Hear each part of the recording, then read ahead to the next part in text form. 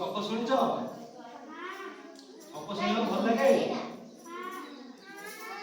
ଆଜି ଆମେ ଗୋଟେ ଗପ ଶୁଣିବା। ଆଜି ଆମେ ବଉଳା ଗାଈ ଗପ ଶୁଣିବା ହେଲା। ଗୋଟେ ଜାଗାରେ ଗୋଟେ ଗାଈ ଥିଲା, ତା ନାଁ ହଉଛି ବଉଳା। ତାର ଗୋଟେ ଛୁଆ ଥିଲା, ବାଛୁରୀ ଥିଲା ହେଲା। ଗାଈ କଣ କରେ, ସକାଳେ ଚରିବାକୁ ଯାଏ, ଚରିକି ଆସିଲେ ତା ବାଛୁରୀକି କ୍ଷୀର ଦିଏ। ଦିନେ ଚରିବାକୁ ଯାଇଥିଲା ବଣକୁ, ଚରୁ ଚରୁ ସନ୍ଧ୍ୟା ହେଇଗଲା। ଯେ ବସ। ତାପରେ ସନ୍ଧ୍ୟା ହେଲା ପରେ ବନରେ ବାଘ ବାହାରିଲା। ବଉଳାକୁ ଦେଖିଲା, ବଉଳା ଗାଈ ଚରୁଛି। ବଉଳା କହିଲା ମୁଁ ତତେ ଖାଇବି।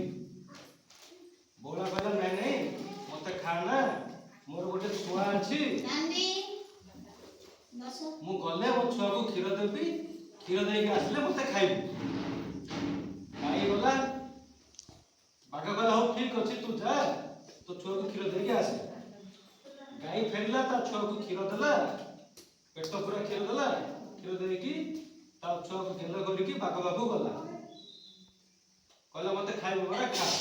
ବାଘ କହିଲା ନାଇଁ, ତୁ ତୋ କଥା ରଖିକି ମୋ ପାଖକୁ ଆସିଛୁ, ତେଣୁ ମୁଁ ତତେ ଖାଇବି ନାହିଁ।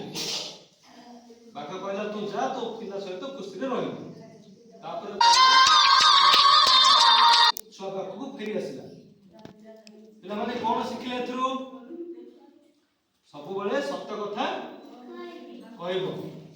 ସତ କହିଲେ କଣ ହବ? କଥାରେ ଅଛି ସତ କହିବାକୁ କିଏ ଡରିବି, ସତ କହିବ ପଛେ ମଲେ